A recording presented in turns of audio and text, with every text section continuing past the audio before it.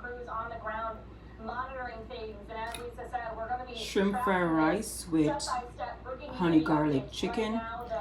I took some out to give to a friend. So it's 6 pieces of chicken and a good portion of shrimp fried rice. And the price wasn't bad. I think I paid $10 and change, but it's very nice. I like a lot of jalapeno pepper or any kind of pepper, so that's